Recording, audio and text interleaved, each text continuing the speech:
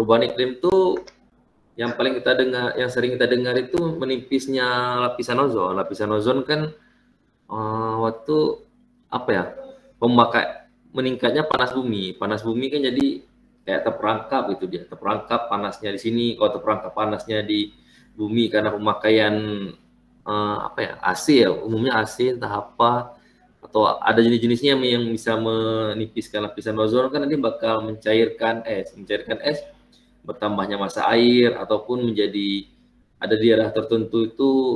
Kalau kami ada mata kuliahnya perubahan iklim, itu ada El Nino tuh dan La Nina. Itu biasanya terjadi entah 7 tahun sekali kalau seingat saya di mata kuliah itu. Jadi ada daerah itu bakal kena banjir ataupun airnya meluap, yang sekiranya dia menanam padi nggak bisa lagi, yang berkebun, mungkin berkebun yang hortikultura ya, rusak. Kan umumnya banyak petani ataupun yang buat tambak tuh udah bakal terendam tambaknya, ikannya kan udah rusak. Jadi harus ada kemampuan masyarakat itu untuk mengadaptasi terhadap perubahan iklim global. Itu ibaratnya tuh itu terjadi skala dunia, bukannya karena daerah kita salah pengolahan, tapi itu memang secara internasional atau dunia itu terjadi. Jadi mampu nggak kita beradaptasi? Walaupun sebentar lah itu, masalah saya sebulan 2 bulan, tapi sebulan 2 bulan kalau kenanya itu udah mau panen ya rugi juga. Rugi kan ibaratnya kalau kayak kita petani, berkebun, nelayan, istilahnya nggak ada waktu untuk rugi.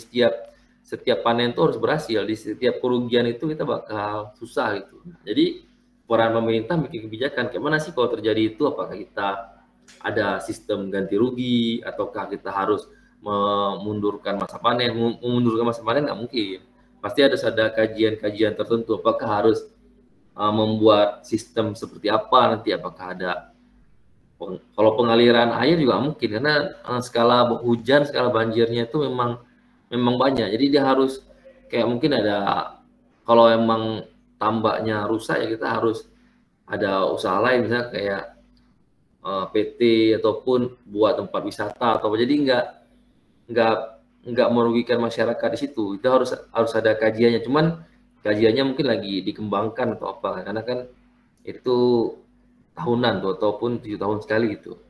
Kemudian ketiga, pemanfaatan keanekaragaman hayati secara berkelanjutan. Nah, di sini maksudnya keanekaragaman hayati kayak pemanfaatan ikan lokal, mangrove, terumbu karang. Jadi itu harus diberdayakan, karena kan orang dilihat kan, bagi masyarakat apa fungsi hutan mangrove atau kayu bakau nih. Nah, itu cuman kalau kita nunggu ikannya lama, orang tuh pikir di mangrove itu ya kayu-kayu biasa. Mungkin mereka lebih menguntungkan kalau kayu itu ditebang menjadi kayu penyangga bangunan, lebih terasa manfaatnya. Padahal itu kalau masih hidup, itu jadi tempat berlindungnya ikan-ikan kecil dari mangsaan ikan besar. Kalau ikan kan nggak semua herbivore, ada yang karnivor. Yang karnivor itu dia memakan ikan-ikan besar, ikan kecil. Ikan-ikan kecil nanti dia berlindung di antara akar mangrove, yang ikan besar susah masuknya. Dia kan bakal susah berenang di tempat yang tipis airnya atau airnya dikit. Kemudian di daerah mangrove juga banyak nutrisi-nutrisi yang bisa menjadi makanan ikan kecil atau makanan fitoplankton. Fitoplankton makan ikan kecil dapat makanan. Dan terumbu karang tadi, sebagian kan orang tahu di terumbu karang tuh banyak ikan. Mereka nggak mau lama tuh pakai jaring, pakai tombak, pakai apa, mereka mau cepat, pakai boom, pakai racun biar ikannya cepat. Bukan racun sih, semacam bius atau apa, biar ikannya cepat dapat. Tapi kalau pakai boom itu kan merusak merusak terumbu karang.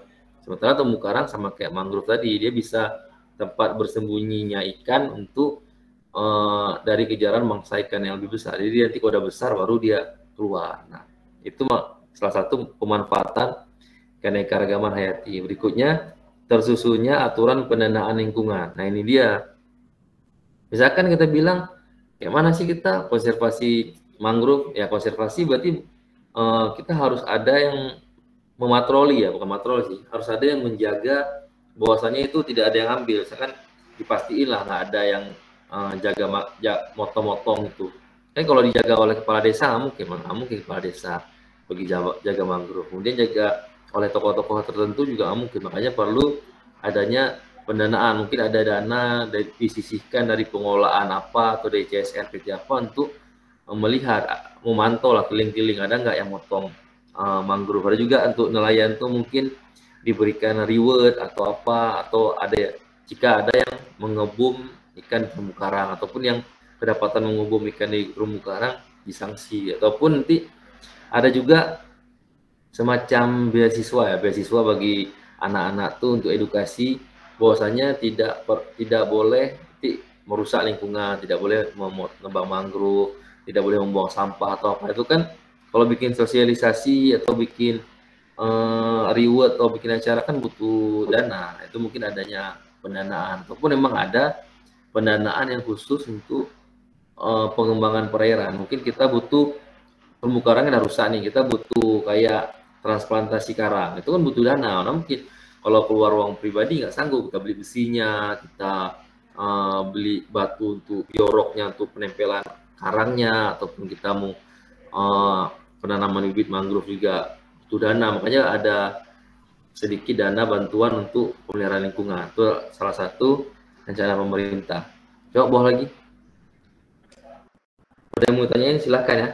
Coba turun lagi slide-nya.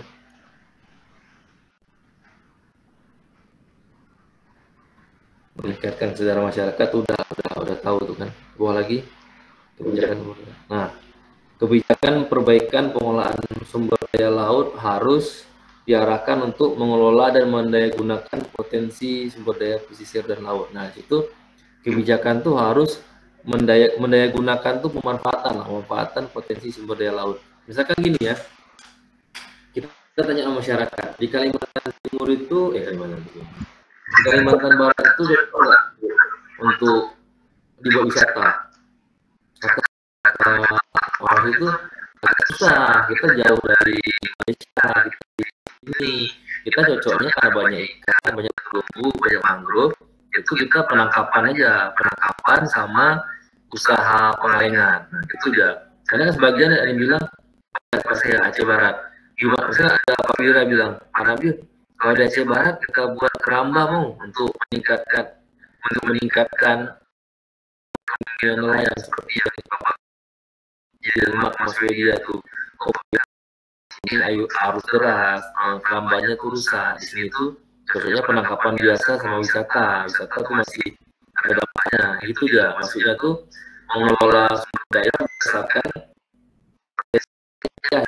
Karena kalau yang ikannya memang banyak ikan kayak di Aceh Barat tuh ada Aceh Jaya, itu penangkapan kayak masih ada hiu, ada gurita, masih ya bisa dikonservasi ataupun bisa penangkapan ikan itu. Ataupun di daerah ibu kota misalkan kayak Sabang itu kan salah satunya pemanfaatannya dibikin pelabuhan gitu, biar nanti pelabuhan itu nggak jauh ke Medan, nggak jauh kemana gitu. Jadi dia menguntungkan masyarakat. Kalau mau ekspor itu lebih dekat, kalau tuh datangkan sesuatu itu lebih dekat. Ya, salah satunya dijadikan pelabuhan bebas atau apa itu, nggak harus bikin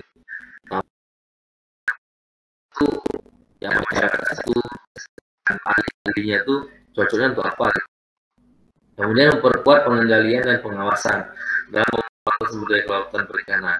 Nah, ini memperkuat pengendalian dan pengawasan itu digambar, dia kayak ada ngecek kelengkapan kapal itu. Bahwasanya kan kalian mungkin pernah dengar ya sertifikat kompetensi. Kalau kompetensi itu SP, mungkin kalau dari kita ya kayak ahli konservasi, ahli mangrove atau ahli apa. Kalau di nelayan itu ada sertifikat kelayakan penangkapan itu. Bahwasanya biasanya